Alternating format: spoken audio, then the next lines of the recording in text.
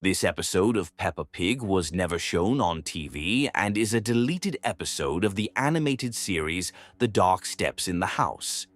One evening, when the pig family was relaxing in their cozy home, they suddenly felt a strange tension in the air. Mummy Pig was sitting on the sofa with a book, Daddy Pig was fixing something in his workshop, and Peppa and George were playing with toys in another room. But something felt off. There was an unclear sound coming from the hallway, like someone was quietly walking through the house. At first, no one paid much attention, thinking it was just the creaking of the floorboards or some household noise. But with every step, the sound grew clearer and louder. Peppa began to feel uneasy and, curious, she decided to check where the strange footsteps were coming from. When she approached the hallway, she saw that the attic door was slightly open, although it was usually locked.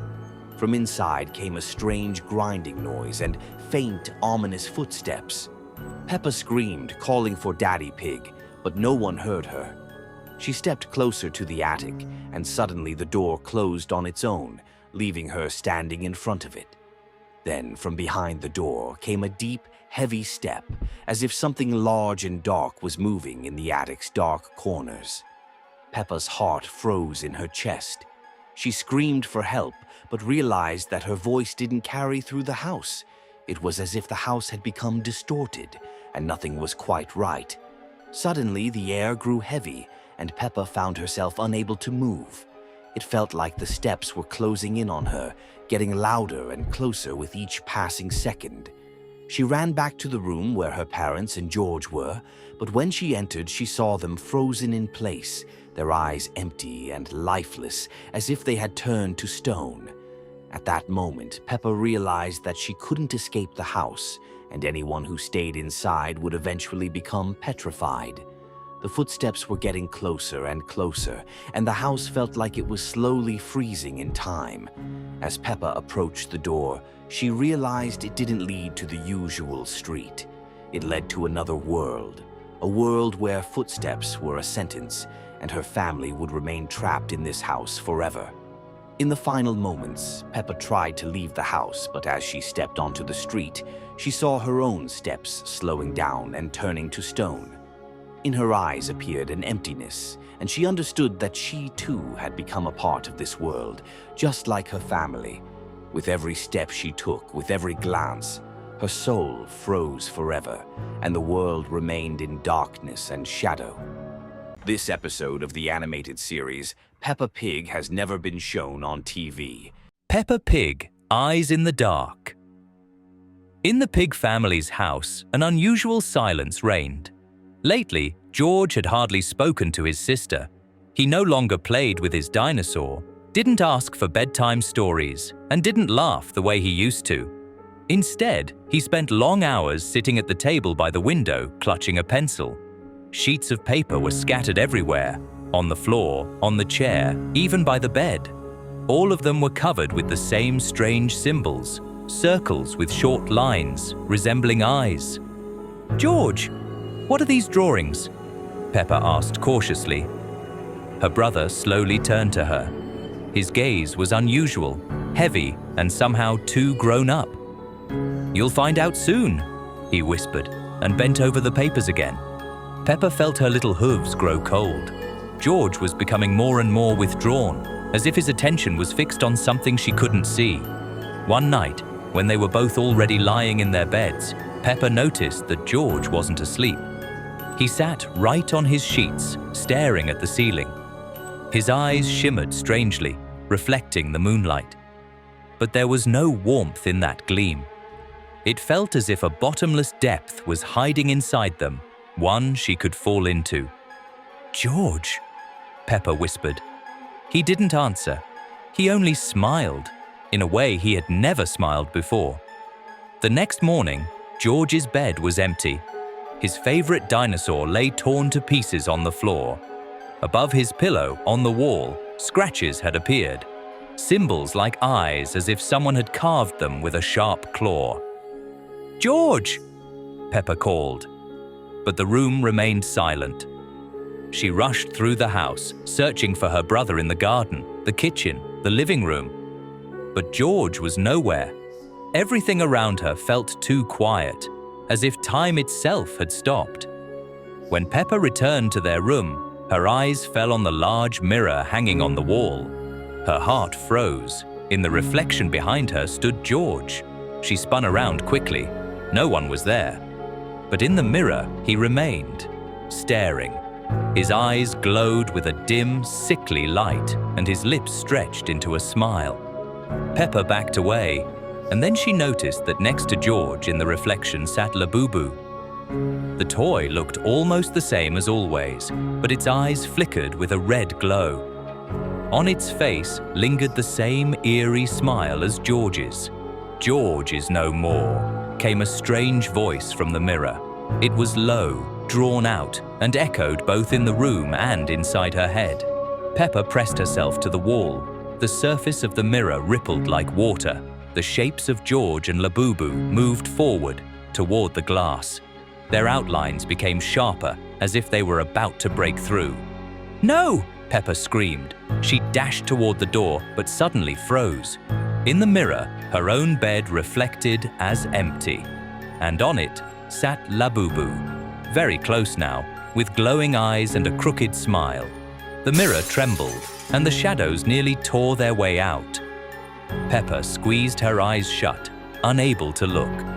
When she opened them again, the mirror was ordinary. The room was silent. Only George's bed remained empty. Later that night, when their parents had gone to sleep, Peppa sat on her bed, staring at the shelf where Labubu now stood again. He looked harmless, soft, and familiar. But now she knew the truth. His eyes were no longer lifeless buttons. In their dim glow flickered the same cold emptiness she had seen in George. And in the corner of the room, near the mirror, a crack was slowly spreading.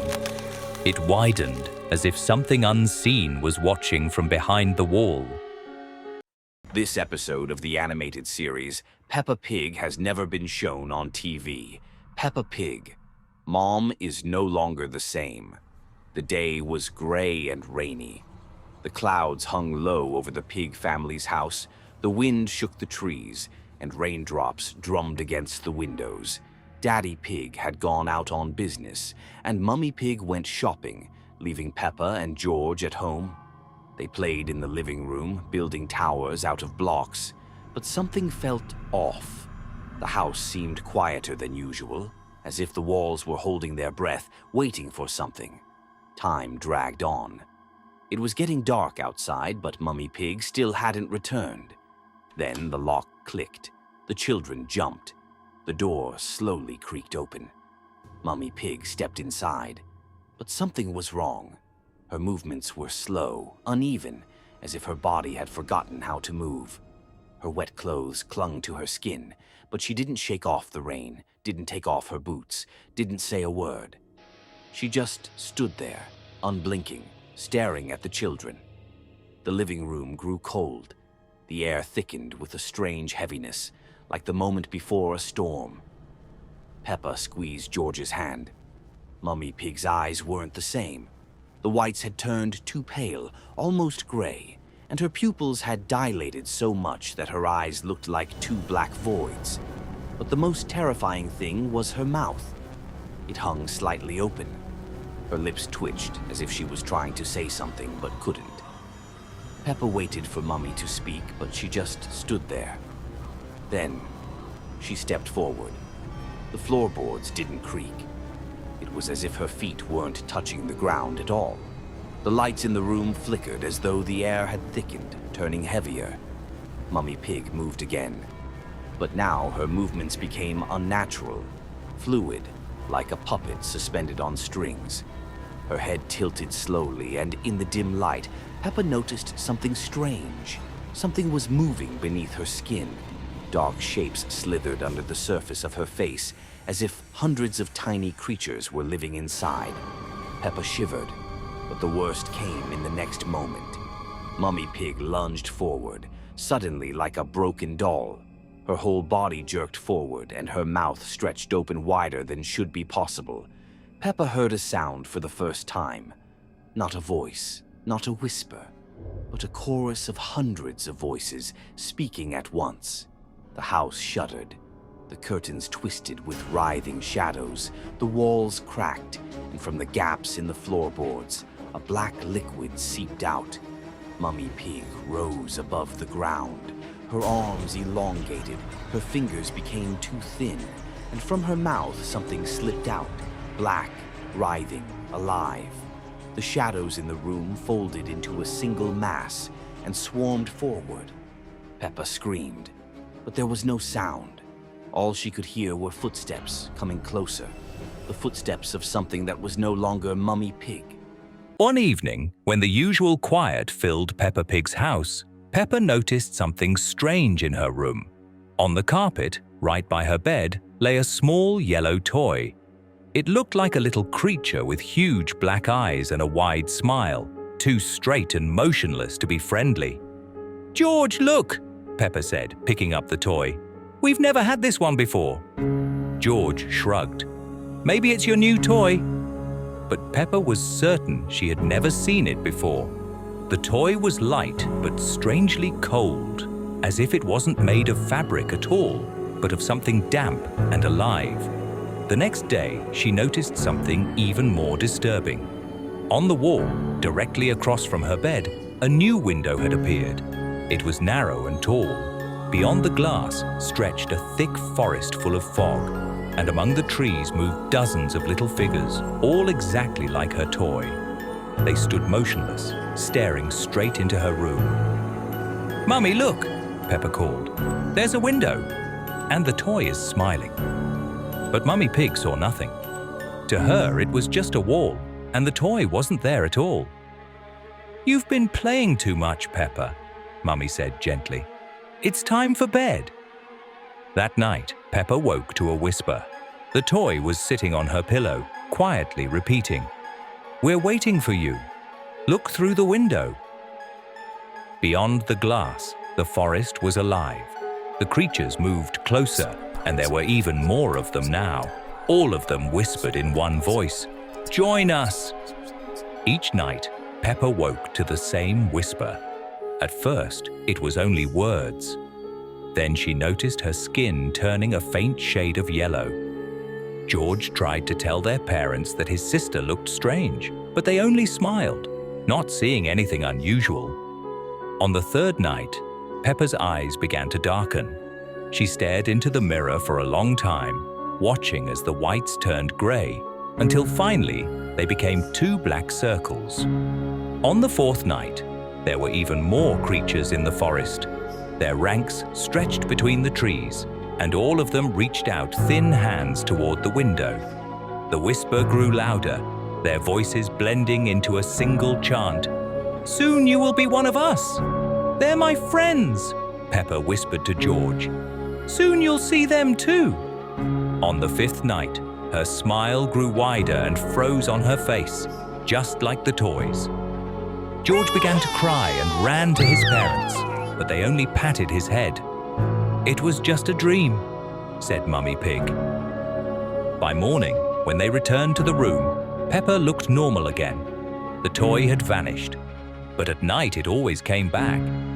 The sixth night was the longest. Peppa sat by the window, speaking with the creatures.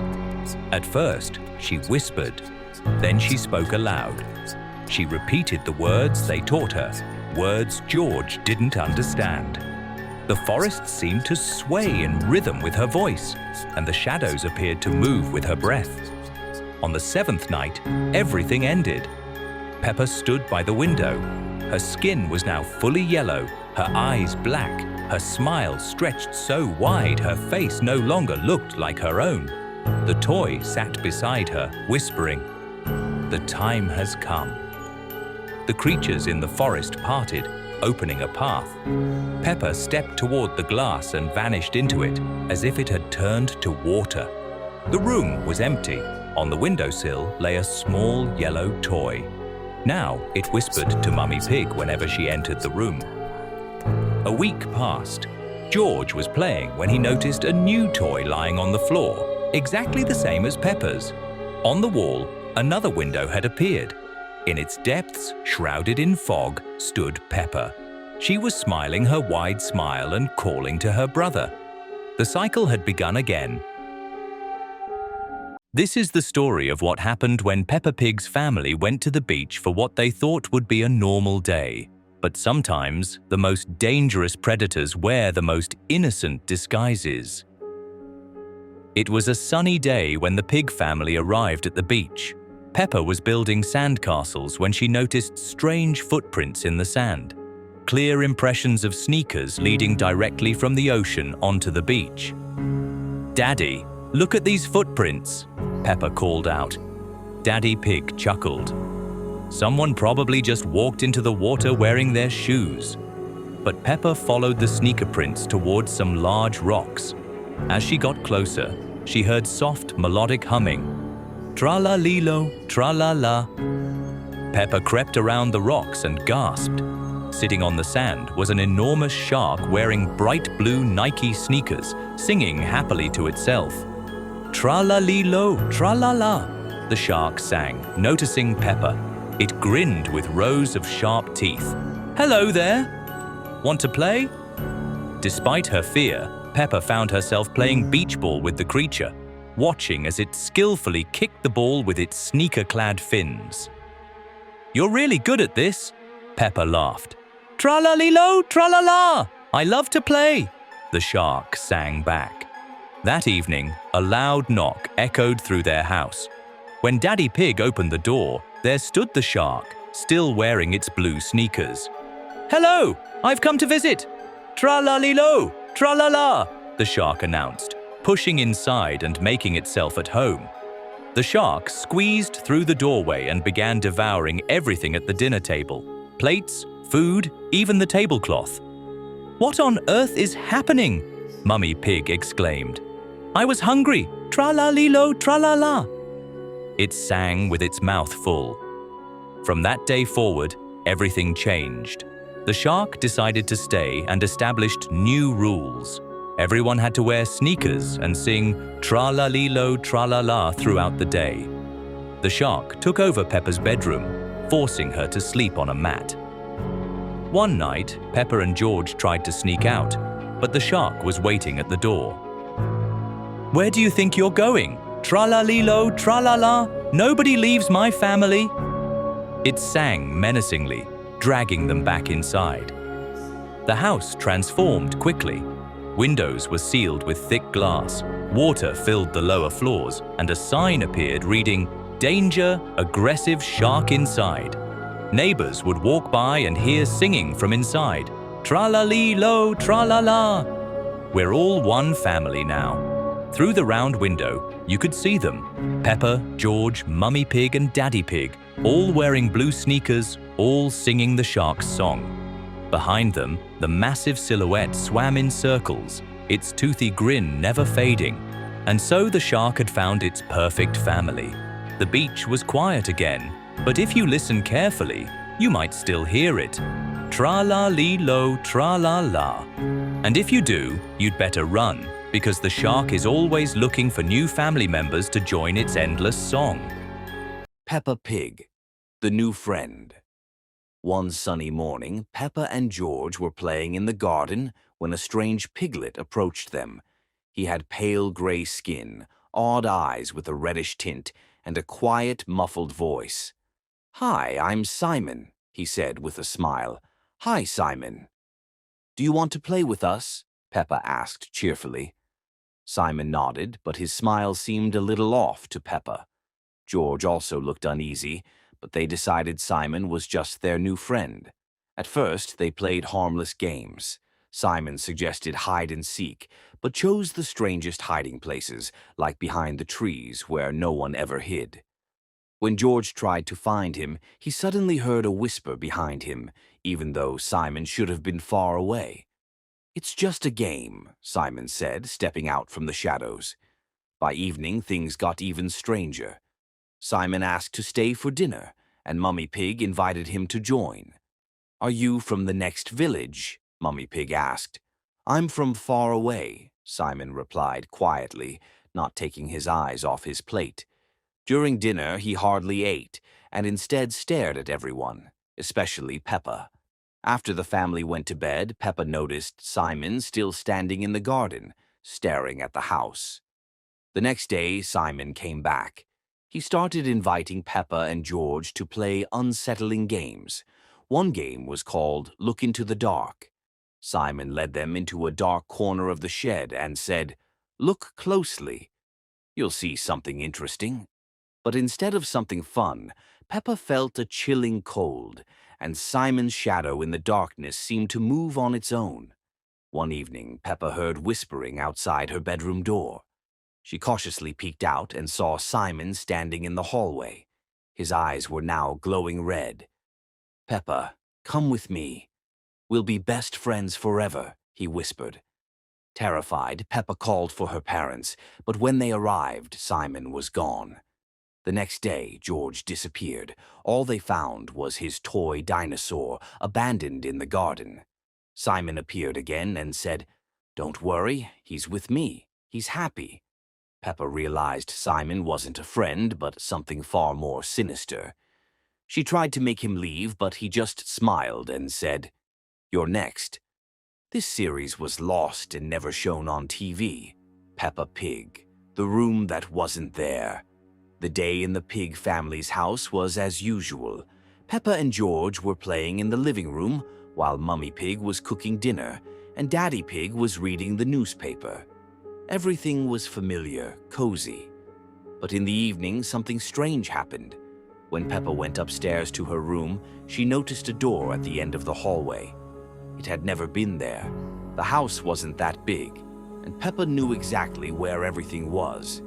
At the end of the hallway, there had always been just a wall, but now there was a door. Ordinary-looking, wooden, with a round handle. George followed her, looking confused. A cold feeling settled inside Peppa. Maybe Mummy and Daddy had remodeled something. Maybe it had always been there and she just hadn't noticed. But the longer she stared, the more wrong it seemed. She had never heard anyone building anything new. And yet, the door was there. It was calling to be opened. Peppa cautiously reached for the handle. Inside was a room. Empty. Bare walls. A dusty wooden floor. But the air inside was heavy, stale, as if no one had stepped inside for a very, very long time. Peppa took a step forward. Silence. But there was a feeling like someone was there.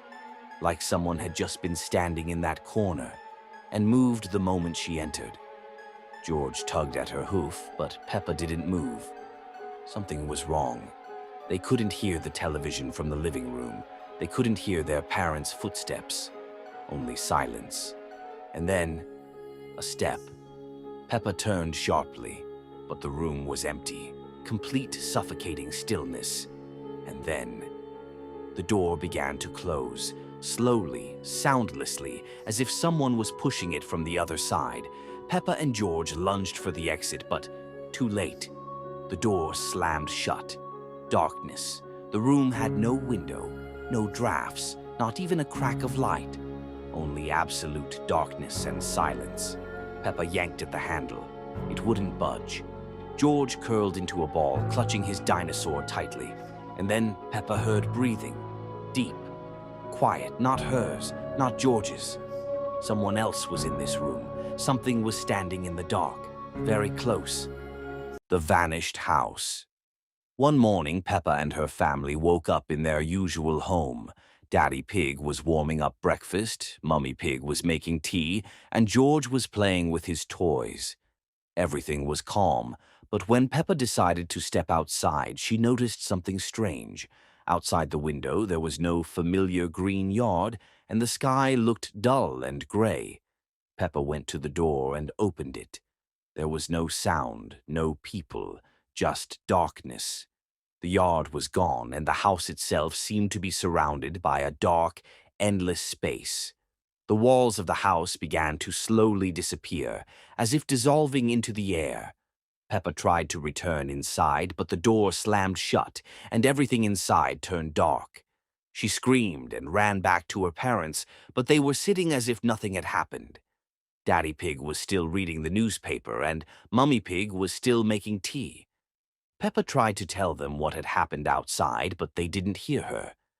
Then Peppa noticed that everyone in the house seemed strange. Daddy Pig no longer laughed and Mummy Pig wasn't smiling. In search of answers, Peppa decided to step outside again. This time, when she stepped out, she found herself in an empty world. Everything around her was gray, with no trees or familiar buildings. Peppa turned around and saw the house she had lived in disappearing, turning into mist. In panic, she rushed back into the house, but now everything inside was as empty and gloomy as it was outside. Mummy and Daddy Pig were sitting in dark corners, their faces strange and lifeless. Then Peppa realized that her house was gone, and perhaps she was too. There were no traces of her family, nothing familiar. Everything had disappeared. The night was unusually quiet in Peppa Pig's cozy house. The silence was so heavy that even the creak of the floorboards beneath the blanket of sleep seemed too loud. And then it came, a soft, rhythmic tap, tap, tap at Peppa's window. She pulled the blanket tighter over her head, but her eyes stayed wide open with fear. It wasn't the sound of rain or the rustle of branches. This was different, intentional, as if someone knew she was awake. Suddenly, a shadow flashed across the glass. Light, stretched, but unnerving. And Peppa recognized it instantly. It was Ballerina Capuccina. Only now she didn't look the same. Her usually elegant figure was withered, almost dried out. Her legs moved in jerks, and her eyes were locked on Peppa with a disturbing, relentless intensity. She wasn't knocking with her hands, but with the tip of a worn ballet slipper, and each strike sent a chill through the room. Tap, tap, tap. Peppa squeezed her eyes shut, hoping it would stop, but the knocking grew louder. Now it sounded like a drum, setting a rhythm. Ballerina Capuccina twirled just outside the window, her movements unnatural, a grotesque parody of her former grace. She spun and never looked away from Peppa, a silent invitation to come outside. At that moment, George stirred in his sleep and mumbled softly, "Peppa, make it stop." Peppa's heart tightened. She understood. If she stood up, it would become real. But if she stayed in bed, the sound would drive her mad. And suddenly, through the knocks and scraping, came a faint whisper, not from the window, but from inside her head. "You're watching this, aren't you? Press the HYPE button under the video." Peppa flinched. It felt like the words belonged to Capuccina herself, as though her voice was woven into the eerie tune like a broken music box. For a second, it was clear. Someone was calling not just to Peppa, but to the one watching with her. The tapping didn't stop. It grew into a full symphony. Capuccina struck the glass harder and harder, her movements becoming frantic. Her dress whipped like torn fabric, and with each pirouette she seemed closer. Even though the window was shut, Peppa could see the slipper leaving dents in the glass. "Peppa, join my dance," whispered Capuccina. Her voice was sweet, like a lullaby, but within it was a coldness that pierced to the bone. George whimpered and turned toward the wall, while Peppa clutched the blanket, realizing this wasn't a dream. Then the lamp in the room flickered on, casting light on something even more dreadful. On the floor, right by the bed, footprints appeared, tiny imprints of worn ballet slippers moving toward her. But Capuccina was still outside the window. That meant only one thing. She could be in two places at once. The room filled with the echo of steps. The walls seemed alive, reflecting the dance. It was as though the entire space had become a stage, and Peppa the unwilling audience. But an audience with no choice. She would have to step onto the stage too. "One more step, and you'll stay with me forever," sang Capuccina, her voice now coming from both outside and inside the room. The glass cracked. Peppa gasped and clutched George tightly. She knew one wrong move and the ballerina would be beside her, but staying still was unbearable. Then came the loudest strike. The window shattered into shards, and Capuccina's slipper stepped onto the carpet. She made a graceful curtsy, her eyes flaring red, her smile stretching unnaturally wide. The music of the broken box filled the house, the walls trembled, and the shadows on the ceiling began to dance along with her. Peppa screamed, but the sound was drowned out in the monstrous symphony. Ballerina Capuccina reached out a hand to Peppa. "Now it's your turn," she whispered, and Peppa understood. The knocking would never stop. The dance would never end. She was next. Peppa Pig. Something in the house. The evening at the Pig household was unusually quiet. Peppa and George played in the living room while rain tapped softly against the windows. The dim light flickered and a strange tension filled the air. Outside, the wind howled, rattling the trees like eerie whispers in the night. Shadows from the flickering television danced against the walls, elongating into strange, distorted shapes. Then the door creaked open. Peppa turned quickly, her heartbeat quickening. The door had been closed. She was sure of it. Mummy Pig and Daddy Pig entered, but something was wrong. Their movements were too smooth, too silent, as if they glided rather than walked. Their eyes were empty, hollow voids, and their smiles were unnaturally wide, frozen in place like grotesque masks. The room grew cold. A chill seeped into Peppa's bones, numbing her fingertips. The air thickened, pressing against her chest as if the room itself were alive. George clutched his dinosaur tighter, his little fingers trembling. The silence between them stretched, heavy with unseen dread. Daddy Pig's head twisted at an impossible angle, his neck creaking and popping as he turned 180 degrees to stare at them. Mummy Pig's posture shifted unnaturally, her body bending too far forward, her arms dangling lifelessly at her sides like a broken puppet. Then came the sound. A rhythmic click-clack of hooves echoed through the hallways, slow and deliberate. The footsteps did not belong to anyone they knew. Peppa grabbed George's hand, her grip firm, and without hesitation they bolted upstairs. Their feet pounded against the wooden steps, the house groaning beneath them. Peppa reached their bedroom, yanked George inside, and slammed the door shut, twisting the lock with shaking fingers. Silence. The handle began to turn, softly at first, then with more force. Peppa pressed her back against the door, willing it to hold. Then a slow, deliberate scratching at the wood. It was faint, methodical, like nails dragging just beneath the surface. A breathy whisper followed, an exhale too close, too deliberate. The shadows in the room began to shift, stretching along the walls in odd, angular shapes, pulsing as though the walls themselves were alive. The air grew colder still, wrapping around them like unseen fingers. Peppa felt her heart hammer against her ribs, her breath shallow and rapid. The house no longer felt like home. It had become something else, something dark, something watching, something waiting. And in the suffocating silence, Peppa knew they were not alone.